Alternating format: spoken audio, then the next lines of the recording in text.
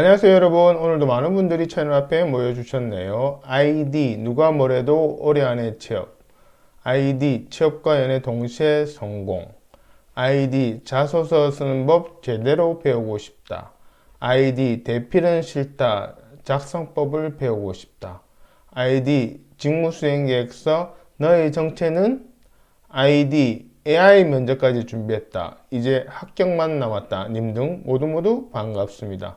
니마와라 연구소에서는 공무원, 공공기관 입사 지원을 위한 나라 일대 채용 공고를 분석하여 자기소개서와 직무수행계획서 작성을 위한 강의를 포기하지 않고 쭉 올리려고 합니다. 여러분의 좋아요, 구독이 강의를 만드는 데 큰 힘이 됩니다.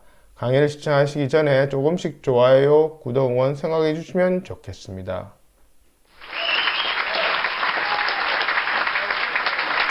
오늘은 국립외교원 외교안보연구소 공무직연구원 석사급 지원에 대한 자기소개서와 직무수행계획서 강의 중 일부 순서입니다.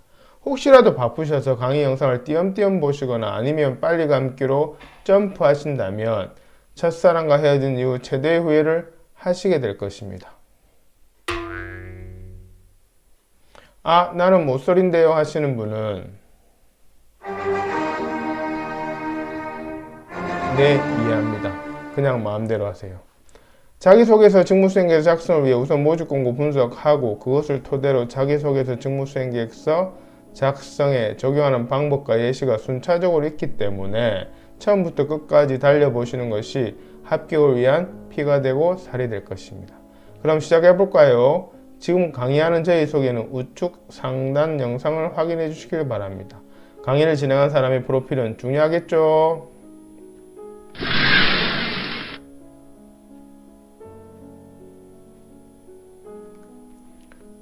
우선 채용 개요를 살펴보면 채용 분야 및 선발 예정 인원, 근무 예정 부서 등이 나와 있습니다. 주요 업무에 해당되는 담당 업무는 직무기술서를 참고하라고 되어 있습니다.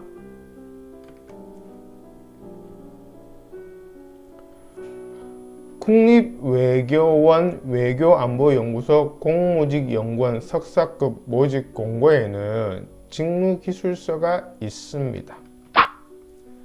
모집 공고에 명시된 직무기술서는 참고서와 같은 것입니다. 그런데 대부분의 지원자들은 그냥 간과하는 경우가 많습니다. 그리고 바로 이력서, 자기소개서, 직무수행계획서를 작성하려고 하니 막막하거나 엉뚱하게 적는 것입니다. 밥을 짓기 위해서 쌀을 씻고 뜸을 들여야 하는 이치와 같습니다. 그래서 직무기술서를 분석하고 뒤에 말씀드릴 경력 분석 기술서를 먼저 작성한 후 이력서와 자기소개서 그리고 직무수행계획서를 적어야 합니다. 이것이 자기소개서나 직무수행계획서를 잘 작성하는 비결입니다. 그러므로 여러분들은 직무기술서를 꼼꼼히 살펴야 합니다. 혹은 직무설명서라고도 하죠. 그러므로 여러분들은 자신이 직무기술서에 명시된 어떤 것과 부합되는지, 부합되지 않는 것은 무엇인지 등등이 파악해서 부합되는 것을 중점적으로 자기소개서, 직무수행계획서에 반영하면 됩니다. 직무기술서에 있는 주요 업무나 필요 역량, 필요 지식, 응시 자격 요건, 우대사항 등 이런 것들이 직무기술서에 명시되어 있는데 이를 모두 갖출 필요는 없습니다. 그런 지원자는 많지 않으니까요. 다시 말씀드리지만 본인과 부합되는 것만 중점적으로 적으시면 됩니다. 그럼 직무기술서를 하나하나 살펴보겠습니다. 직무기술서 첫 번째 파트입니다. 주요 업무부터 볼까요? 크게 네 가지입니다. 여기 주요 업무에 대한 직접적인 경험은 없더라도 이것이 무엇을 의미하는지는 반드시 파악하여 이해를 하고 있어야 합니다. 주요 업무는 담당하게 될 업무를 키워드 중심으로 포괄적으로 명시한 것입니다. 주요 업무를 분석할 때는 본인의 주요 업무와 비교했을 때 대치 및 치환이 될 만한 것을 먼저 고려해야 합니다. 그래서 부서를 선택할 때 이런 방법으로 가장 유사성이 있는 부서로 지원하면 되겠죠. 그런 다음 본인의 경력의 주요문 밑에 있는 상세 업무의 키워드와 유사성 있는 것들을 정리합니다. 이런 것을 간단 직무 분석이라고 합니다. 그래서 자기소개서 적기 위해서는 직무 분석을 먼저 하고 그런 다음 경력 분석 기술서를 작성하는 것이 자기소개서 작성의 핵심입니다. 직무수행 계획서도 마찬가지고요. 이것에 대한 강의 후반에 좀 더 자세하게 이것에 대해서 말씀드리도록 하겠습니다. 그 다음에는 필요역량입니다. 필요역량 부분에서는 NCS 직업 기초능력을 직접적 또는 응용적으로 활용한 NCS 직업 기초능력 10개 항목이 있습니다. 그것을 직접적 또는 응용적으로 활용한 내용을 요구합니다. 예를 들면은 여기 공직의식 이런 것들 고객지향 마인드는 응용된 부분이고요. 의사소통 능력은 직접적으로 똑같습니다. 키워드가 이런 것들을 말합니다. 그렇기 때문에 여기 있는 역량 중 가장 자신 있는 2개 정도는 성공 사례까지 준비해 두셔야 자기소개서 작성은 물론 면접 질문에 대비하는 것도 됩니다. 공공기관은 대부분 NCS 기반 채용인데 이것을 한마디로 말하면 사례로 입증하는 것입니다.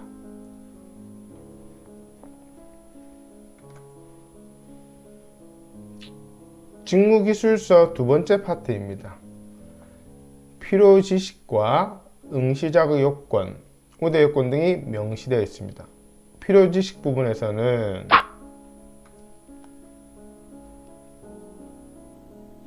근무한 곳과 담당하는 분야가 국립외교원 국제정치 및 외교정책 분야임을 먼저 염두에 두고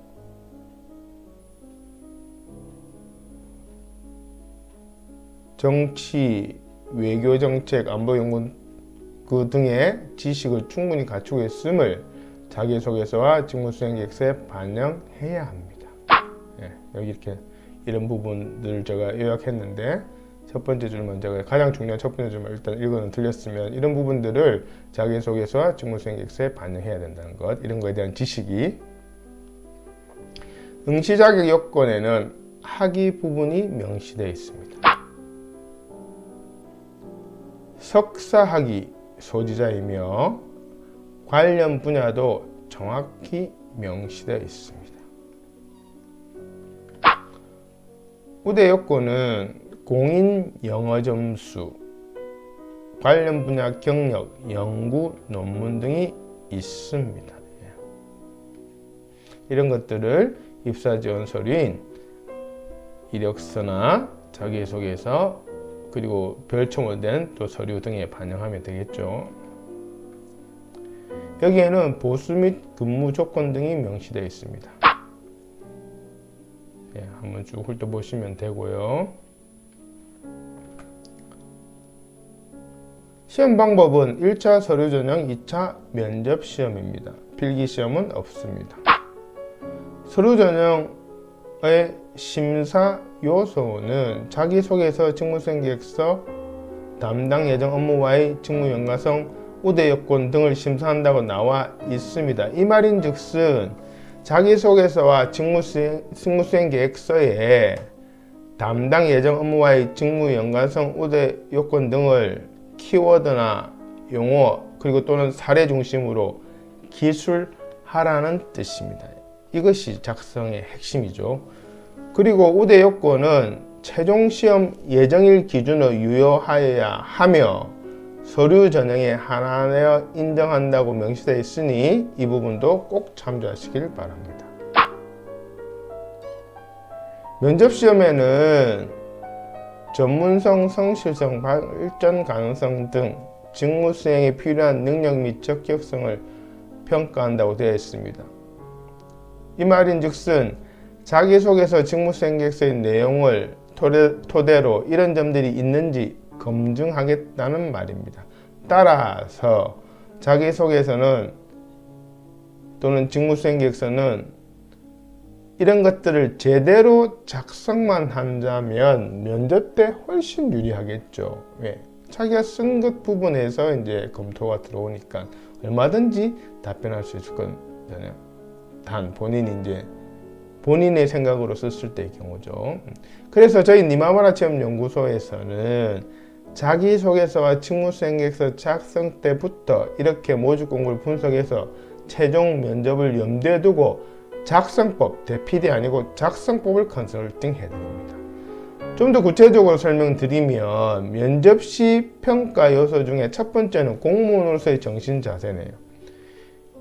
이 부분에 대한 답변 및 혹시 모를 추가 질문에 대해 성공 사례를 미리 준비해 두는 것이 좋습니다. 예를 들면 공무원으로서의 정신 자세가 무엇이라고 생각하냐는 질문에 1차 답변을 했는데 면접관이 추가적으로 그것을 실천한 사례를 말해보라고 하면 대답할 수 있어야 합니다.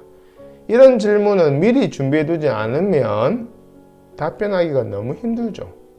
이런 면접 시 평가 요소를 고려한 준비도 그 출발은 직무기술서를 분석해서 자기소개서 직무수행계획서를 적기 전에 정리해 두는 것과 그것을 바탕으로 경력 분석 기술서라는 양식을 이용하는 것이 효율적입니다.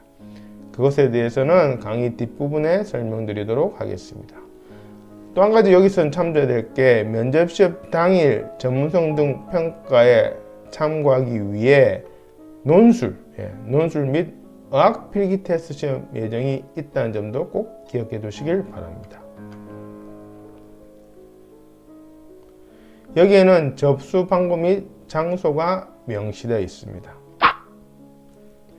10월 28일까지 마감이며 방문 접수는 불가하며 오로지 등기 우편 접수만 가능하다고 되어 있습니다. 자, 그럼 모집 공고를 분석하고 특히 직무기술서 혹은 직무설명서라고도 하기도 하는데요. 그것을 중심으로 나의 경력과 역량에 부합되는 것도 살펴보았습니다. 이것을 바탕으로 모집 공고에 나와 있는 주요 업무를 나에게 맞도록 우선순위로 재정립하는 게 남았습니다. 이것을 직무 분석이라고 합니다. 직무 분석에 대해서는 다음 슬라이드에서 다시 말씀드리겠습니다. 결론적으로 자기소개서, 직무수행계획서 작성 순서는 경력 분석 기술서를 먼저 작성하고 자기소개서, 직무수행 방향잡기, 그리고 그것을 토대로 최종 응시원서에 작성하는 것입니다. 자, 그럼 위의 단계에 대해서 하나하나 설명해 보도록 하겠습니다. 먼저 왜 경력 분석 기술서가 필요한지를 설명드리면 보통 자기소개서, 직무수행계획서 등의 입사지원서를 작성하실 때 사전에 자신의 경력에 대한 정리 없이 바로 작성을 하시는 경향이 많습니다. 그러니 당연히 생각이 정리가 잘 되지 않고 작성하면서 생각하려고 하니 작성하기가 힘들거나 엉뚱하게 작성하게 됩니다. 실제로 한 분야에 10년 넘게 근무한 분들에게 본인의 그 분야 장점이 무엇이냐라는 질문에 성실하게 책임감 있게 등등 이런 하나만한 얘기로 대답하는 경우가 허다합니다. 그것은 역량이 없어서라기보다는 자기소개서, 직무수행계획서 등의 입사지원 서류 적기 전에 사전 준비 작업이 되어 있지 않아서 그렇습니다. 본격적인 경기에 앞서 준비 운동을 하는 것과 같은 원리라 생각하시면 됩니다. 그럼 경력 분석 기술서의 용도를 중심으로 좀 더 구체적으로 알아보겠습니다. 첫째, 나의 경력을 모집 공고에 맞춤형으로 생각을 정리하는 것입니다. 둘째, 모집 공고를 통한 나의 직무수행 우선순위를 정하는 것입니다. 셋째, 모집 공고의 주요 업무와 나의 상세 업무에 대한 매칭입니다.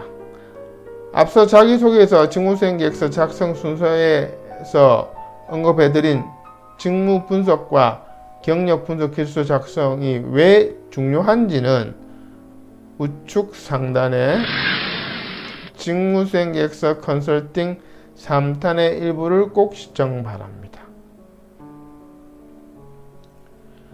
니마마라 체험연구소 유튜브 채널에 동영상 목록에 보시면 동영상이 나와 있습니다. 네 번째로 성공 사례 적기입니다. 이 부분에 대해서는 프로그램 활용법과 함께 다음 슬라이드에서 설명드리겠습니다. 그럼 성공 사례 적는 게 왜 중요한지 말씀드리겠습니다. 우선 나의 강점을 정리하는 데 도움이 됩니다. 성공 사례를 정리하다 보면 자연히 이 주요 업무 밑에 속한 상세 업무에서 나의 강점이 무엇인지 정리가 됩니다. 그래서 지원자의 업무상 강점에 대해서 구체적이면서 변별 있게 기술하게 됩니다. 그 다음으로는 강점에 대한 근거 제시가 됩니다. 강점만 기술에 놓으면 진정성이 떨어집니다. 그것을 입증할 만한 근거를 반드시 제시해야 하는데 그것이 바로 성공 사례입니다. 마지막으로 모든 공공기관의 채용 심사 기준인 NCS 기반에 부합됩니다. NCS 기반이란 한마디로 사례 적기입니다. 성공 사례 적는 법과 예시는 다음 슬라이드에서 소개하겠습니다. 자, 그럼 성공 사례 적는 법에 대해서 설명드리겠습니다. 성공 사례를 적기 위해서는 그냥 막 적는 것이 아니라 틀이 필요한데요. 그 틀을 프로그램이라고 부릅니다. 니마마라 취업연구소에서 컨설팅을 의뢰하시면 자기소개서와 직무수행계획서 작성을 위한 주제별 프로그램을 만들어서 제공합니다. 물론 그것에 대한 활용법도 설명드리고요. 여기서는 성공 사례 적는 프로그램 중 가장 간단한 것, 흔히 말하는 스타 원칙에 입각하여 만들어 놓았습니다. 지원 직무 및 작성 분량에 따라 더 구체적이고 다양해질 수가 있습니다. 프로그램은 문장들로 이루어져 있고 지원자가 작성해야 할 부분은 땡땡으로 표시되어 있습니다. 땡땡 부분만 지원자가 작성하시면 됩니다. 나머지는 면접관에 가장 빠르고 정확하게 어필되기 위해서 틀을 잡아 놓은 것이니 절대 건드려서는 안 됩니다. 오른쪽에는 이 프로그램의 활용법이 나와 있습니다. 이 프로그램 활용법에 대한 구체적인 설명은 우측 상단에 직무수행계획서 컨설팅 3탄의 2부를 꼭 시청 바랍니다. 역시 니마마라 취업연구소 유튜브 채널의 동영상 목록에 보시면 확인할 수 있습니다. 니마마라 취업연구소에서는 맞춤형 컨설팅으로 작성을 도와드리겠습니다. 자기소개서, 직무수행계획서 작성을 도와드리겠습니다. 국립외교원 외교안보연구소 공무직연구원 석사급 강의 2부도 기대해주세요. 구독, 좋아요 부탁드립니다.